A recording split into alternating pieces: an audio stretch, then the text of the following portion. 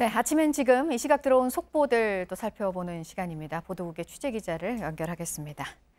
안태훈 기자, 앞서 전해드렸습니다. 어제 STX 조선해양에서의 폭발 사고요. 이번에도 또 이 하청업체 직원들이 사망을 해서 안타까움을 더했는데 이 사고 원인이 정확히 뭔지 잠시 뒤에 현장 검식을 하죠? 네, 그렇습니다. 그 사고 선박 내에는 잔유를 보관하는 탱크가 있습니다. 이곳을 오늘 오전 중에 해경수사본부가 국립과학수사연구원하고 고용노동부 등과 함께 합동 감식을 한다는 것입니다.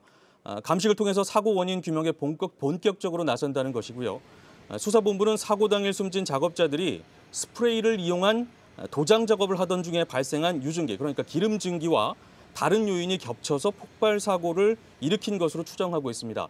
또 탱크 안에 기름 증기를 내보내기 위한 통풍기가 석 대가량 있었던 것으로 확인했는데 이것이 제대로 작동이 됐는지 또 설치는 제대로 된 것인지를 확인하겠다는 것입니다. 네, 그리고 또 다른 소식도 보면 지난 8월 2일에 부동산 대책이 나오고 달라진 분위기를 많이 전해드리고 있습니다. 그런데 지난주에 강남의 아파트값이 하락을 했다고요? 이게 얼마만인가요?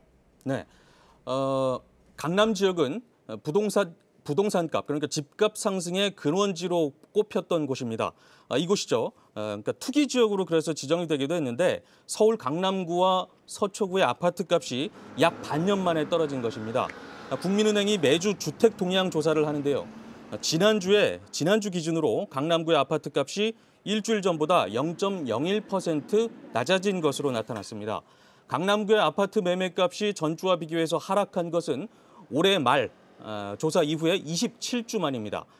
이는 파리 부동산 대책을 발표하기 직전인 지난달 31일 조사에서 강남구의 아파트값이 일주일 전보다 0.36% 상승한 점에 비춰보면 의미 있는 변화라는 평가가 곳곳에서 나오고 있습니다. 네, 이어서 지난 18일에 100여 명의 사상자를 낸 스페인 연쇄 테러 속보입니다.